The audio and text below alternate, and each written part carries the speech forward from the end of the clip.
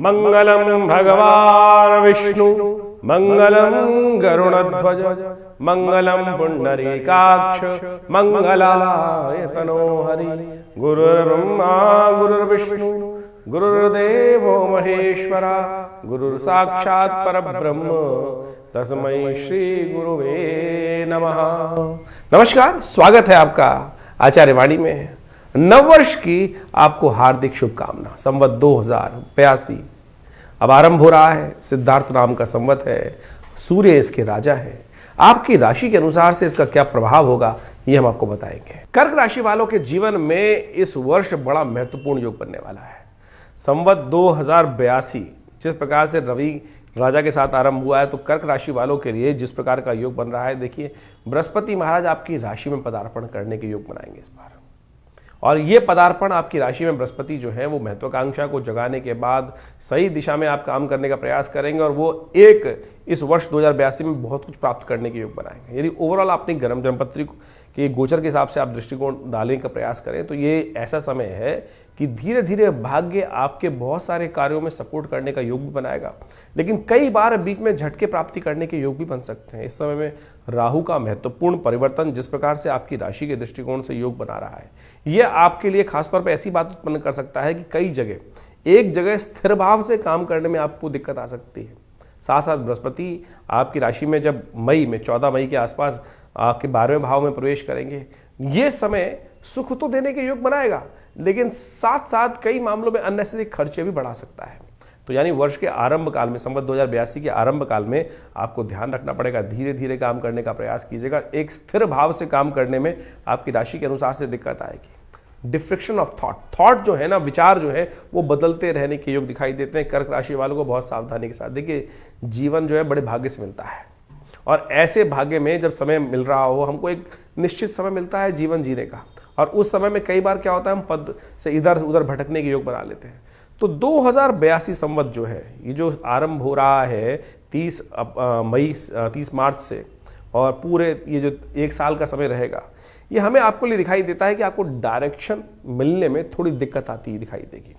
बीच में शायद 18 अक्टूबर के आसपास से लेकर 5 दिसंबर के बीच में एक समय बहुत बढ़िया आएगा जो आपके लिए कई मामलों में सपोर्टिव हो सकता है। लेकिन ग्रहों का ओवरऑल गणनाओं को देखते हुए लगता है कि इस समय, क्योंकि बृहस्पति महाराज जो है आपके 12वें भाव में गोचर करेंगे करीब करीब 14 मई से लेकर 18 अक्टूबर तक, फिर 5 दिसंबर से लेकर वर्ष के अंत तक यहीं चलते रहेंगे। तो 12वें भाव में गए हुए बृहस्पति कई मामलों में थोड़ा नुकसान कराने के योग बना सकते हैं। और साथ साथ बृहस्पति विचार जो है वो आपके विचार सही गति को पकड़ने के से छूट सकते हैं और बार बार ये मन में विचार आ सकता है, दिशा गलत है, ऐसे दिशा से पदभ्रष्ट होने के योग दिखाई देते हैं। भाग्य सबसे बड़ा खेल भाग्य का होता है और भाग्य में शनि जाकर विराजमान हो गए, तो ध्यान रखना पड़ेगा।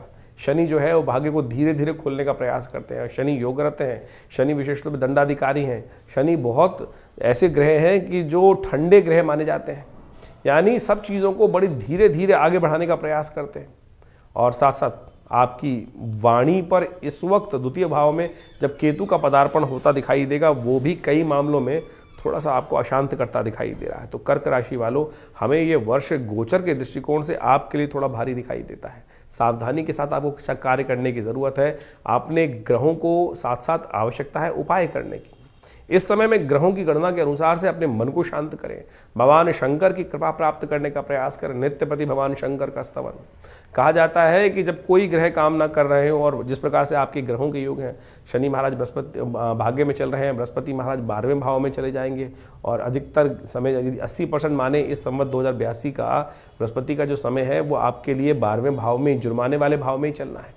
और जो राहु केतु की युति जिस प्रकार की योग बन रहा है वो अस्थिरता लाने का योग बनाता है। तो ऐसे में ओवरऑल ये चीज़ों को समझें कि बड़ी शांति के साथ, शालीनता के साथ, अपने बुजुर्गों की बात मानते हुए, बड़े लोगों की बात मानते हुए कार्य करने की आवश्यकता है। नहीं तो कर्क राशि वालों के लिए समय थोड़ा सा पीड़ादायक दिखाई देता है। वाणी पर संयम रखिएगा साहब, बहुत ज़्यादा। हम जो बात बोल रहे हैं आपके भले के लिए बताने का प्रयास कर रहे हैं। कई मामलों में ग्रह यदि आप गणनाओं के अनुसार से देखें तो बहुत थोड़े भारी दिखाई देते हैं, लेकिन फिर भी 18 अक्टूबर से लेकर 5 दिसंबर तक का जो समय बृहस्पति की गोचर जिस प्रकार से आपके लग्न में हो जाएगी, आपकी राशि में हो जाएगी, वो आपके लिए एक बहुत सपोर्टिव समय हो सकता है और इसमें वो एक विंडो प्राप्त होगी आपको सही दिशा प्राप्त करने के लिए। तो ऐसे में बड़ी शांति के साथ काम करने की ज़रूरत है। जैसा हमने कहा कि आपकी राशि के दृष्टिकोण से भगवान शिव का ध्यान करना, नित्यपति भगवान शंकर को दूध से स्नान कराना, ओम नमः शिवाय का जप करना, उनका पाठ करना, अपनी जन्मपत्री को सही से विश्लेषण कराएं। ओवरऑल गणनाएं जो दिखाती हैं कर्क राशि वालों के लिए थोड़ा भारी दिखाई देते हैं, कई मामलों में दिक्कत उत्पन्न करने के योग दिखाई देते हैं, सहयोग इत्यादि शायद प्राप्त करने में दिक्कत हो सकती है, लेकिन भूमि के मामले में कई ग्रह सपोर्ट कर रहे हैं। मकान, सुख, जमीन, जायदाद, वाहन इत्यादि में कई नए रास्ते प्राप्त होने के योग दिखाई देते हैं। तो उन सब क्षेत्रों में आपके लिए लाभकारी योग बन सकता है। यदि व्यावसायिक दृष्टिकोण से हम काम करें, व्यवसाय में जो काम कर रहे हैं या जो नौकरी पेशा लोग काम कर रहे हैं, उनके लिए कई मामलों में सपोर्ट रहेगा। जो डायरेक्शन प्राप्त होनी थी, जो पदोन्नति प्राप्त होने के योग थे, वो विशेष तौर पर पदोन्नति की तरफ रास्ता जाता दिखाई दे रहा है। पदोन्नति प्राप्त हो सकते हैं, लेकिन खर्चों में इजाफा होने के योग साथ साथ बन रहे हैं, क्योंकि बृहस्पति 12वें भाव में बैठे हुए हैं और वो अननेसेसरी की शत्रुओं के साथ कुछ ना कुछ द्वंद्व भी उत्पन्न करने के योग बनाते रहेंगे। तो थोड़ा धीरे धीरे कार्य करने के लिए दौड़ धूप थोड़ी अधिक रहती दिखाई दे रही है, साथ साथ संघर्ष की अधिकता रहेगी, क्योंकि आपके हर विचार के साथ साथ आपके अंदर एंजाइटी भी बढ़ेगी और साथ साथ शारीरिक श्रम भी करना पड़ेगा, जिससे उन सब चीज़ों को शांत कर पाए। शनि महाराज की दृष्टि जहां पड़ रही है विशेष तौर पर बड़ी विशेष है। वो भी एक तरह से एक दृष्टि तो बहुत ही कल्याणकारी है, लेकिन एक दृष्टि जो है वो आपके अपने साथ काम करने वाले लोग, आपके अपने मित्रवत लोग, आपके अपने परिजनों के साथ साथ थोड़ा सा द्वंद्वात्मक स्थिति उत्पन्न करता है, लेकिन शत्रुओं को समाप्त करने की योग बना रहा है। जहां बृहस्पति आपके शत्रुओं को बढ़ा रहा है, कंपटीशन को बढ़ा रहा है, एंजाइटी को बढ़ा रहा है, शनि महाराज का सबसे बढ़िया प्रभाव क्या है? रोग और शत्रु को शांत करते दिखाई दे रहे हैं। लेकिन विचार, बृहस्पति विचार का स्वामी है और बृहस्पति जुर्माने वाले भाव में चले गए, तो यानी आपके अपने विचार जो हैं वो आपके लिए थोड़ा सा अनिष्टकारी काम करते दिखाई दे रहे हैं। तो विचारों को शांत करने के लिए अच्छा है, सबसे पहले बृहस्पति के सात्विक गुणों को अपनाने का प्रयास करें, गुरुजन की बात मानने का प्रयास करें, माता पिता की बात मानने का प्रयास करें, और हो सके तो हल्दी का एक टीका अपने माथे पर नित्यपति लगाया करें। अपने पर्स में या अपने खासतौर पे ऐसा कर सकते हैं कि अपने पर्स में कुछ जो हल्दी की गांठ रख लें, अपने जेब में कुछ हल्दी का कुछ भी चीज़, पीली चीज़ का रुमाल रख लें, वो आपके लिए बहुत सही हो सकता है। या एक काम करने का प्रयास कीजिए, अपने टेबल पर थोड़ा सा केसर रख लीजिए और नित्यपति एक बाल केसर का खाना शुरू करें, क्योंकि बृहस्पति महाराज विचारों में कहीं ना कहीं नुकसान देते दिखाई दे रहे हैं, और उनको ठीक करने के लिए सबसे बढ़िया है केसर का कल्प किया जाए।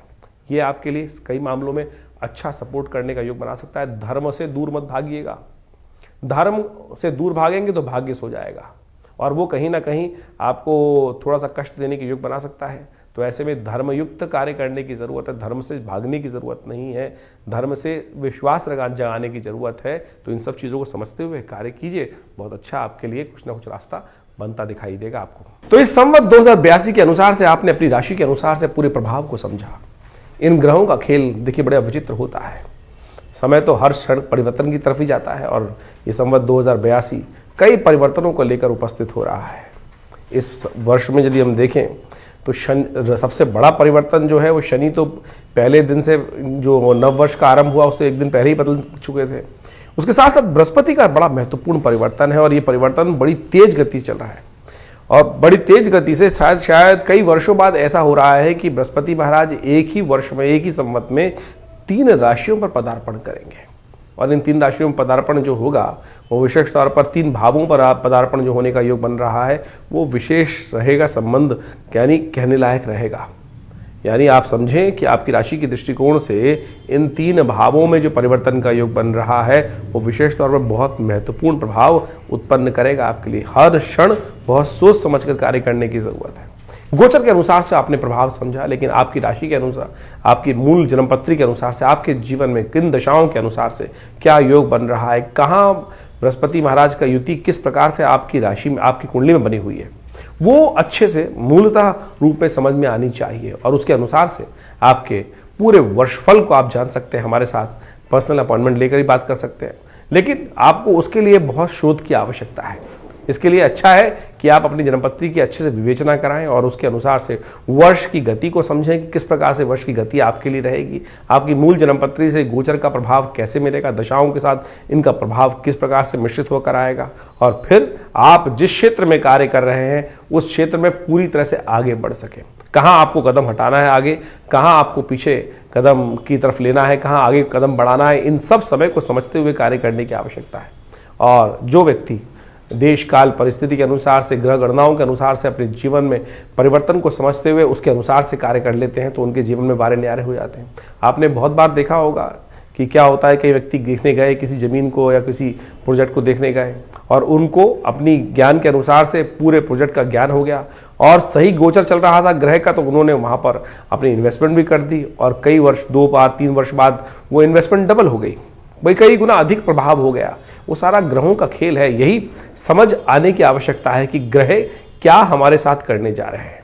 तो इस वर्ष जो ये ग्रहों का विशेष परिवर्तन है, चाहे वो शनि का, चाहे वो राहु का, चाहे वो बृहस्पति का, और बाकी समस्त ग्रह भी महत्वपूर्ण परिवर्तन की तरफ जा रहे हैं। आप समझे, समस्त ग्रह 9 के 9 ग्रह परिवर्तन का योग बना रहे हैं इस पूरे वर्ष संवत 2082 के अंदर। पहले दिन ही रात्रि में ही शनि महाराज ने परिवर्तन कर लिया, उसके साथ साथ राहु, केतु, शनि, शुक्र, बाकी सब के सब 9 के 9 ग्रह परिवर्तन का योग इस वर्ष जो बनेगा वो बहुत महत्वपूर्ण स्थिति में आपके लिए रहेगा। तो इसलिए बहुत सोच समझकर, समय की गति को पहचानते हुए आपको कार्य करने की आवश्यकता है। हमारा ये चैनल आचार्य वाणी आपके साथ सदा सदा हमेशा ही रहता है और बहुत सारे चीज़ों के बारे में, ग्रहों की गणनाओं के बारे में आपको अवगत कराता रहता है।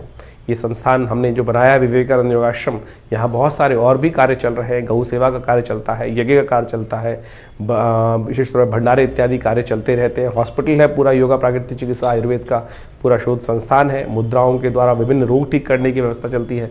करीब करीब 50 से ऊपर पुस्तकें आश्रम के द्वारा प्रकाशित की गई हैं।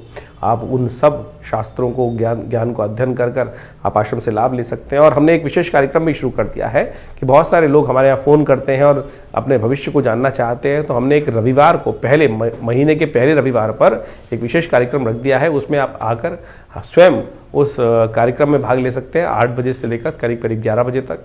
और उसमें जो भी आपके प्रश्न होंगे आपको वो निवारण करने का हम सुंदर प्रयास करेंगे। उसके साथ कार्यक्रम में आप जुड़ सकते हैं, अपने प्रश्नों का निदान जान सकते हैं। ये केवल निःशुल्क रखा गया है, इसमें कोई चार्जेस नहीं रखे गए। यज्ञ में भाग ले सकते हैं रविवार, महीने के पहले रविवार को सुबह 8 बजे से लेकर करीब करीब दोपहर को 11 बजे तक ये कार्यक्रम चलेगा। फिर भंडारे के साथ ये कार्यक्रम संपन्न होगा।